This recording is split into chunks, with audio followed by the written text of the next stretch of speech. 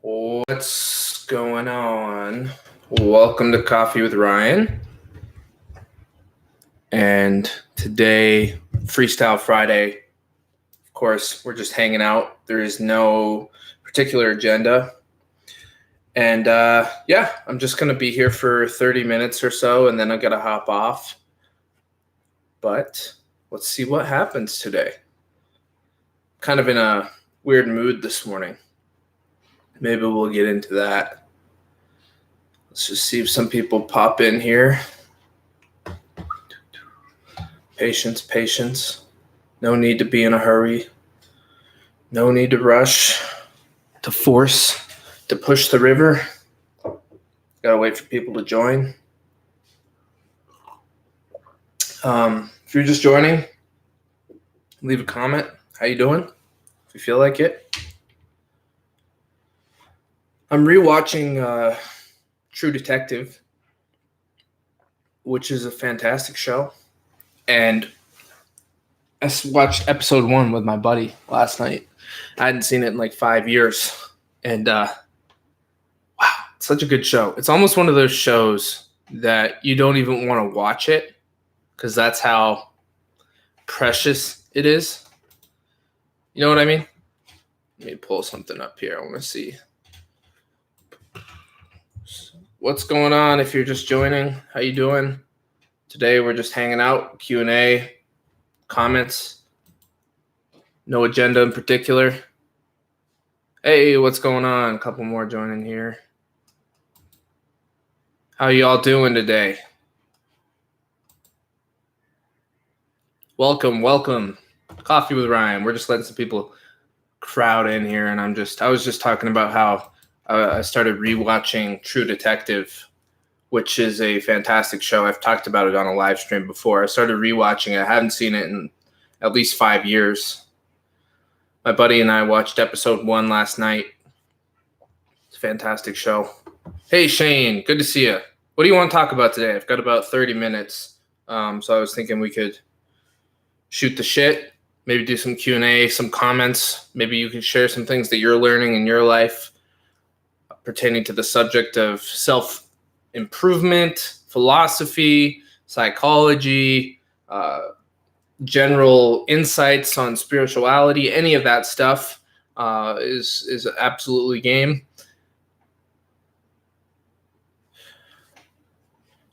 Andy McCoy says CNN is running a smear piece on Navy SEALs. Is that the case? Let's see. CNN, Navy SEALs. I'm actually curious about that. Griswold, welcome. Longstone, welcome. You say, thanks for getting that video posted yesterday. Yeah, I recommend that everybody go check out that video that I posted that on sorting myself out. Longstone and Mercury had a chat. Boy meets world. It's been a while, man. Good to see ya. Where is the bald guy? Okay, great. This is a good question. And you're Vivek. I hope I'm pronouncing that right. Vivek Barnva Sayandi. So I'll just call you Vivek, and you can correct me, Vivek or Vivek. I don't know. So Andrew, who's a really close friend of Mercury and I, gave us the channel. He wanted to step away. This was, I don't know, how many months ago was it, guys? Was it 6 months ago? I don't know. I'm losing track of time, but he wanted to have a more private life where he felt like he could really just explore his own goals and not have such a public obligation, because that was starting to get frustrating in some ways, and it had kind of run its course. So he wanted somebody to carry the torch. So we went ahead and took over Sorting Myself Out. We had a lot of conversations about it, went through like all the pros and cons, and we ended up taking it, and now we've turned it into a continued topic of self-discovery and self-growth and self-exploration in general. But it's not so focused on one person's journey. Like with Andrew, it was really focused on his journey. How is he sorting himself out? What are his goals? And he would take you all through that process. Now, Mercury and I are more inviting the community in. So we've had audience discussions and things like that have really helped us to get more involved as a community in sorting ourselves out. But we've also done professional interviews with guests and Mercury and I will shoot the shit on live streams or podcasts. So we do all sorts of different stuff, video presentations, vlogs, where I will tell you what I'm working on. So it's kind of a mixed bag at this point. That's what we're doing. I hope that answers your question. And yeah. Grizz says January, I thought. Yeah, perhaps it was January.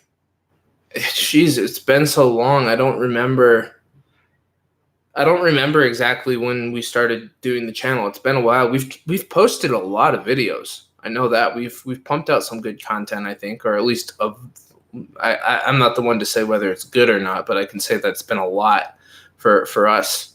That's for sure. So what do you want to talk about today? Throw some topics out there. I'm curious. Oh, I'm looking up this Navy SEALs thing. That's right. But okay, Shane has a good topic here. Okay, I'll look into the Navy SEALs thing later. It's not really related to sorting myself out topics, really. And I mean, I'm sure I could relate it to it somehow. It's more of political commentary. Shane says, dude, maybe routine, ? Positive habits. I found that doing something somewhat intense when you first wake up has some great benefits. Just a suggestion. Yeah, that's actually a great topic. Morning routine, daily routine. That's something that I think is really relevant to self-improvement and getting yourself in a flow state where you go through the rest of your day feeling more aligned and passionate about what you're doing. I've found that for me, if I do my meditation in the morning and I do my journaling and then I exercise and do my reading, like those 4 things, meditation, journaling, exercise, reading. If I hit those 4 things, it's like it feels really good. And I need at least an hour, but I usually take 3 hours since I'm in school. I take a couple hours, an hour and a half, 2 hours, sometimes only an hour to read, then an hour to exercise, about 30 minutes to an hour for the meditation and journaling. So that's what it sums up to for me. Not everybody has that kind of luxury. If you have to be at work at 7 a.m., then, a lot of people, you got to wake up, do a quicker routine and go, or you have to wake up at like 4 a.m. to really get a good routine in. So, and there are people who do that, who do that 4 a.m. wake up call. Yeah, and you did see my brother Colton on his channel called A Beautiful Life, which is his new project that he's doing. He's doing a 4-hour morning routine every morning. It's actually quite a bit more involved than what I'm doing or what I'm making time for. He's on fire right now with his morning routine. I would suggest checking out that video. But yeah, he's cranking up the commitment. He'll wake up early, do exercise, reading, yoga, all sorts of. I think he's doing a couple of extra things that I am not right now. So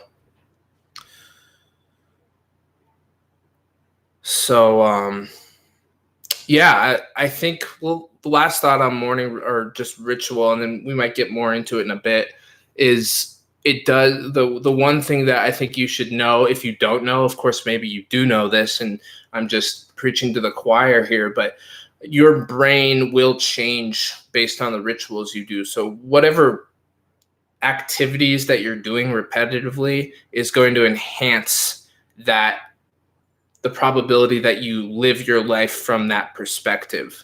On the other hand, when we don't ritualize, when we don't make commitments and use that masculine will to focus our conscious awareness on a task that's involved with meaning, then we are subject to just kind of going into the chaos of the psyche, and our brain will just go into autopilot.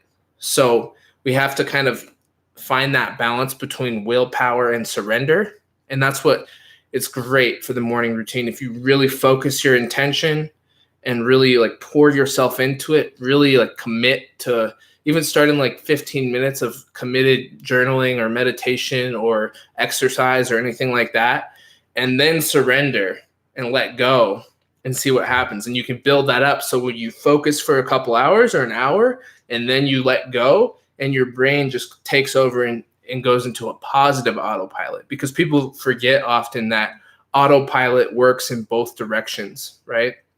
And that's an important thing to remember, is that you can get your brain, if you think of your brain as a computer, you can program your brain to be on an autopilot that you want. So you automatically do the things that you want. It just takes all that work up front. It's like making, I don't know if any of you have ever worked in a business where you make automations. Like the last business I worked for, we had all these automated email responses. It would take hours and hours and hours to build up those responses. But once they were loaded into the computer, we didn't have to worry about all of them. They just automatically, someone sent in a question about something, and then this was the email that got sent back. So we had this preloaded, pre-programmed computer system that took care of everything. Your brain kind of works that way. You can preload it to take care of things for you later, but you got to do a lot of heavy lifting up front. It's long-term gratification, short-term pain, short-term struggle. Anyways, I'll move on here. I hope that was helpful, or I hope if there's more, Shane, that you want to add to that, any other insights that you have, go ahead and write them in the chat. Dick Justice says, I'm interested in learning how to be more honest with myself. Yeah. Well, I think for me, with that question, one of the primary things is being okay with the answer I get. Because a lot of times I feel like when I'm not being honest with myself, I'm avoiding something that's uncomfortable. So I'm suppressing that reality because I don't want to look at the snake in the garden, so to speak, like Peterson talks about. He also says the devil you know is better than the devil you don't know. So I think when we suppress contents of ourselves, they're just going to bite us in the ass inadvertently. So really, the best choice, logically speaking, is to be honest, because otherwise it's either going to come out as passive aggression towards others, or we're going to act it out, I guess you could say, subconsciously in our environment. So the best choice is to just really take an honest moral inventory of ourselves. That's what they say in Alcoholics Anonymous, which I think is a wonderful way of putting it. An honest moral inventory, taking stock. And they talk about how when we take stock of ourselves, we look at our fears, we look at our deceits, our lies, we look at our resentments. We look at our resentments, so fearful.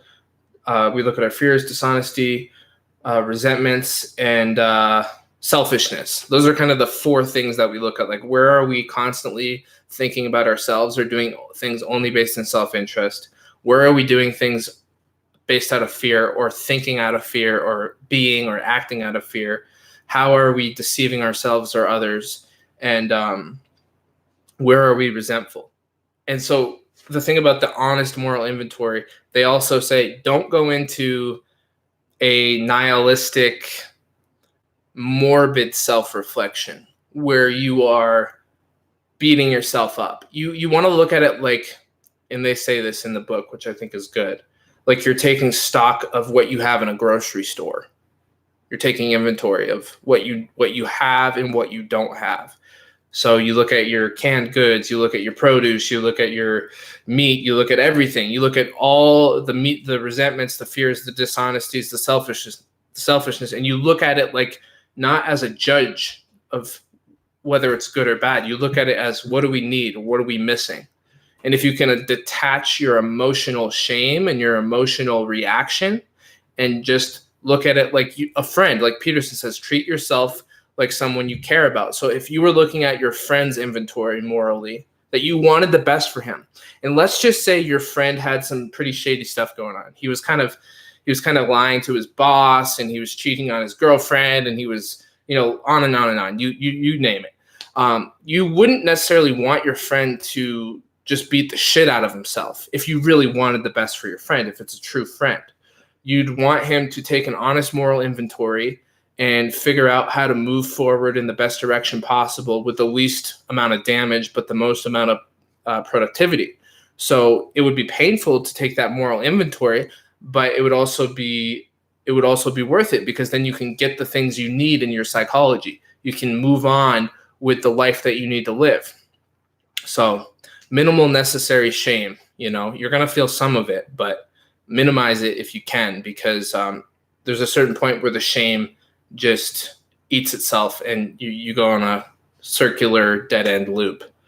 So I hope that was helpful, Dick. And you let me know if there's something else you want to add to that, or if there's a follow-up question.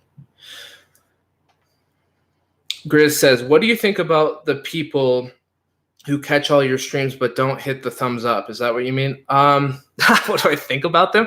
Dude, I watch a lot of videos on YouTube and I just don't think about hitting the like button. So I don't take it personally. If you want to hit that like button, it's always helpful for the channel. But I also don't want to be that guy who's always reminding people to hit the like button, because it just annoys me. But sometimes you got to do it because that's how you play the YouTube game. So I don't think anything of it really, Grizz. I think that it's normal to watch a YouTube video and not think about or care about the likes. You know, like, we're providing a service to, let's say, a consumer. We're providing a service to a consumer.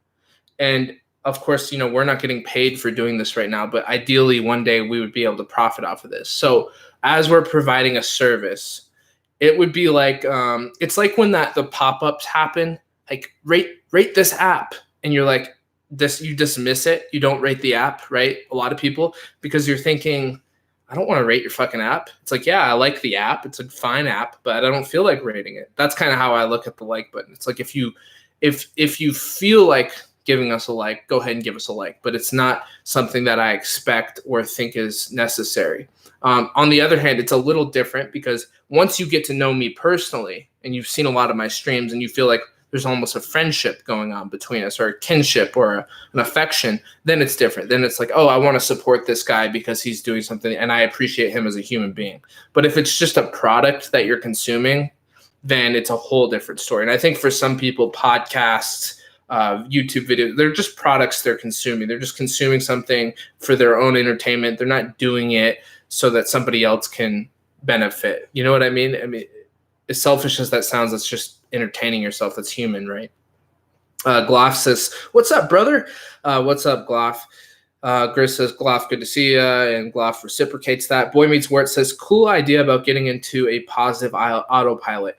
I always struggle to make the time for personal stuff in the morning. Yeah, it's hard, especially like I was saying, if you have a job that demands you to be there early, and then you're in a predicament where you either have to wake up earlier or find time for your routine later. So yeah, but I do think even 5 minutes makes a difference. 5 minutes of focus, 5 minutes of intention. Start with 5 minutes and work your way up. One of the cool things, there's a meditation teacher, I think his name's Sakyong Mipam, and one of the teachings that he gives is that when you first start meditating, stop as soon as it starts feeling good. Because as soon as it starts feeling good, your brain is creating a positive imprint memory that's going to make you want to meditate again. And I really like that teaching, because a lot of times when something feels good, we want to keep going and keep going. Like, oh man. And then we burn ourselves out. We meditate until it doesn't feel good anymore. And then we have a negative imprint memory about meditating. And then our automatic pilot is less likely to want to go to that. Well, why is that? Because we're naturally inclined to avoid pain, right? We don't want to go into discomfort. It's not our natural state of being. You know, as humans, we will automatically seek comfort. We have to force ourselves to walk into discomfort. So when you build up, when you're just first starting something, now there's always a time to push yourself. Don't get me wrong. I think that especially once you become more disciplined and you've really started mastering a technique, then you can push yourself, because you're not subject to the whims of your automatic pilot. You've learned how to take conscious control of yourself. But when you're just starting something new, it's good to start small and chunk it up. Couple minutes. Really do your best. Pour yourself, give it everything you got for 2 to 5 minutes. Then stop. And then build up. That's my recommendation. A lot of people will get themselves into something and they'll overcommit themselves up front. For example, I've done this to myself before when I really wanted to get into reading a while ago. Now reading's kind of part of my automatic pilot, but really wanted to read more. So every time I wanted to really get back into reading, I would read for like 2 hours. And then I would have this like negative memory about sitting through that. And I was like, fuck that, I don't want to read. Whereas if I would have just read for like 30 minutes, I would have been like, oh, that was a good experience. I read for 30 minutes, So that's kind of my input on starting with something and building your way up. What's up, Mercury? Good to see you, brother.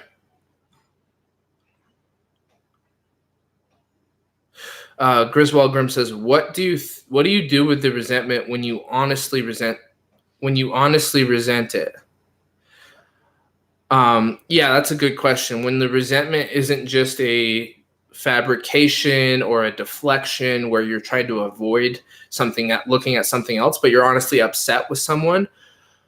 Well, the first step that I've learned, and a lot of this comes from 12-step programs. And by the way, Carl Jung helped develop Alcoholics Anonymous, which I think is a great little factoid that is good to have in your arsenal because a lot of people don't know that. But yeah, he had a big impact on helping Bill W. Create the program. And for those of you who don't know about AA or 12-step programs, it kind of seems kind of taboo. It seems kind of cultish, but trust me, even if you're not a drinker, you have no issue with drinking, you can drink casually. It's not a problem for you. You're not a problem drinker. You're not an alcoholic. There's just some real wisdom throughout that program. It's really great. Just 12-step stuff in general. And Peterson and Russell Brand did a podcast where they talked a little bit about the 12 steps. So anyways, it's good wisdom. It's good. There's good nuggets in there. So I recommend checking it out if you're interested. But a resentment is the first step. Even if the other person's wrong, is you still look at your part. How am I fucking up? How am I being selfish? You take the burden of being onto yourself. You look at your part unconditionally. Even if you don't see anything that you did to the other person, you still look at how am I screwing this up? Well, you could look at your selfishness on the basic level that you're choosing to be resentful and unforgiving. So that's your part. So you try to find, where am I being fearful, dishonest? Where am I being selfish? Where am I driving this to somewhere it doesn't need to go, right? Even if that person is an absolute ass that deserves to be condemned, unquestionably fucked, even there, you can still say, well, where am I to blame here? How am I responsible for this problem? And you look at that with just the utmost scrutiny and honesty.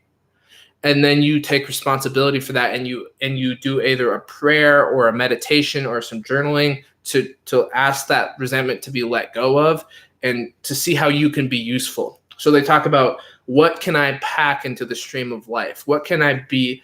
What can I give? And in that perspective, selfishness is really the root of our problems from the perspective of that 12-step philosophy. Selfishness and self-pity and self-interest, overly stated. Like when it gets to be, there's always a healthy amount of self-interest, but when it gets in excess, that's the root of our problems, is too much thinking about ourselves, not enough thinking about what can we offer, how can we be of service. So then you might ask yourself, okay, I need to let go of this resentment and turn my attention to how I can be useful to somebody else. So maybe you call someone and ask them how you're doing. Maybe you go outside and pick up a piece of litter off the street. Maybe I don't fucking know. I'm just coming up with random examples. But you ask yourself the question, how can I be useful? And then you implement that. And I would say that I wouldn't be surprised if the resentment went away if you practice that. Now, there are times, this is an important one. There are times when you need to draw a boundary with someone. It's not okay to always let somebody get away with shit.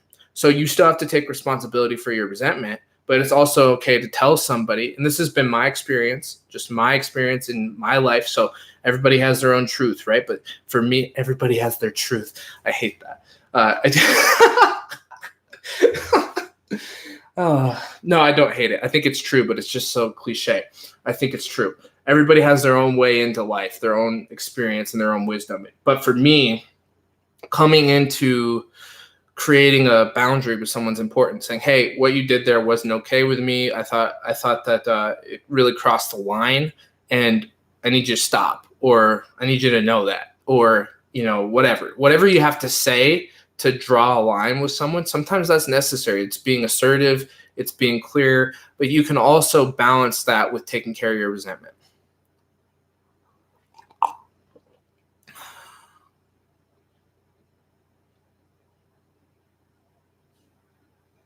So resentment's a pain, man. It's hard to deal with.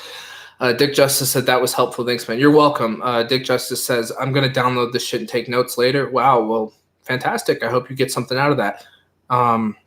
Shane says, and also that's really cool how committed you are to growing and taking care of your goals. That's fantastic. Shane says, that's what Aristotle talked about in regards to the routine. The good person does things automatically after forming consistent habits. Yeah. So you feel pleasure and pain in the right way. Absolutely. Gregory Jackson says, isn't there another channel called Sorting Myself Out? Yeah, we did talk about that earlier on this stream. Mercury and I have been running this channel for several months now, since late winter, some midwinter, somewhere along those lines. Andrew's a close friend of ours. We talk with him, and we're in regular communication with Andrew, and he is just doing great and wanted to live a more private life, and felt that this channel wasn't the best avenue for him to move forward anymore. So he asked us to carry the torch, and after a lot of consulting with one another, we decided that that was a fine idea. And we've been taking on a new mission of spreading a community message of sorting ourselves out. I talk about my personal process. Mercury talks about his. We have expert guest interviews, stuff like that. So it's all good stuff. We really have been getting a lot out of doing this channel. And it's been a really rewarding project, to say the least. And it's been a difficult project. I'll talk about that for a minute. There's times where I don't know what the fuck we're doing. There's times where I'm not sure if what we're doing is making any sense. Sometimes I feel like we're doing too many different things on the channel. We're not focused enough, or it's not specific enough, or it's not a viable project. I'm spending all this time on it. But then when I look at people like you all in the chat, and I see that you care, and that you're glad that we're here, and that you're getting something out of it, or that even that you're contributing to my life, right? Like, that's what makes it worth it to me. Screw all the other nonsense and fears and doubts and questions. It's like, the bottom line is I'm getting something out of all of this community and all the people that are out there and watching this, and in the Discord, and sending us emails, and all that stuff is just, it's really great. And so that's what I always remind myself of when I start doubting what we're doing here. Logically, like, is it really viable? I think about all of you. I think about all the people in the chat, all the people that aren't here right now, but are often here. And that keeps me like, oh my God, this is more than worth doing. This is, I do this 100 times over. So that's kind of what keeps me grounded. Boy Meets Wart says, I think what you guys have done with this channel is very awesome and commendable. Super unique on YouTube as far as I've seen. Well, that's Boy Meets Wart. As usual, your kind words are really fantastic and meaningful, and we really appreciate it. And we really hope that we can live up to what you think of us, because you speak very highly of us, and it's an honor. It's an honor. Okay, so this will be probably the last question that I can take today. What are your thoughts on organized religion in comparison to this whole sorting myself out philosophy and all the strategies and techniques that come along with it? Well, from a depth psychological perspective, which is what I study, that's where I'm in my grad program. The psyche is religious. That's what they say. The psyche is automatically religious. So that means we are predisposed, almost deep within the recesses of our brains and our biology, and you could even say our souls, to think religiously, to think in terms of myth and analogy and meaning making. So from that perspective, I think religion is not only not that it's a good thing or a bad thing, but a necessary function that we have to fulfill in our lives. And that's why you see even atheists are religious. They're religiously non-religious. They're religiously atheistic. They take it upon themselves to almost practice that viewpoint in a religious manner. Agnostics, they find something that's a religious practice for them, whether it's music or we all have a religious aspect to ourselves. So I think it's a function that needs to be fulfilled. Now, as far as like organized religion goes, from my perspective, there's very powerful practices and very powerful texts that come out of religions. Now, there's usually two branches that come out of a religious doctrine that I've studied and understood, and there's probably more. There's the text, there's the tradition, there's the logos, the wisdom teaching, the spoken word, okay? And then there's this is usually the underbelly or almost the occult side of things. There's the mystic side of religion. I've always been more inclined to enjoy the mystic underbelly of religion. So if we look at Islam, I'm interested in Sufism. If we look at Christianity, I'm interested in Gnosticism and Christian mysticism. If we look at Buddhism, I'm interested in the tantric practices. Same with Hinduism. Now, that was where I started. Then as I got more philosophically adept, I became obsessed with understanding the spoken word. So now it's all coming full circle. But where my passion started was with the mystical traditions in religion, and now I'm looking at more of the logo side of things. That's where Peterson really excels in his interpretation of biblical texts, is in the spoken word and understanding what are the wisdom teachings, what are the moral values that we're getting at, what does it tell us about how we should act. And that's those are the distinctions that I'll leave you with. There's two components that I've found in the religious traditions. There's how we should act and how we should be. So being is what constitutes our energy. Acting is what constitutes our relationship to the world, the father archetype. Being is more of the mother archetype. Like what is the state of our current mind, our current state of energy? The mystical practices are designed to get you in attunement with a state of being. And I think the spoken word is more aligned with getting you into a state of doing. Now, those things aren't mutually exclusive, because doing feeds into being and being feeds into doing. So if you take action on something, that's going to change your state of being. But if you change your state of being, that's also going to impact your actions. So that's kind of how I look at it. I don't know if that makes any sense, but I got to get out of here, and I'm going to read the rest of these comments real quick, and then I'll bid you all adieu. Boy Meets Wart says, at Mercury Black, you're the man. You guys provide a ton of value. Right on, Boy Meets Wart. Thanks again. Benjels says, happy Friday, y'all. Griswold says, you too, Benjels. Grizz says, you were really on point today, Ryan. Good streams. Thanks, Grizz. Oh, yeah, I have a quick announcement about Grizz that I want to make. And Gregory Jackson says, you're really well thought out, and I wasn't expecting such a good response. Much appreciated. Well, thank you very much. That means a lot to me. I think I'm making my way forward in my education clumsily. So I've got a long way to go, and I appreciate that you see I've made it somewhere. Shane says, thanks, dude. Great stream. Thank you, Shane. Thanks for being here, everyone. Griswold Grimm is now a part of Sorting Myself Out, and he agreed to this yesterday. He's been so helpful in the Discord, and he's been helping us with technical stuff along the way.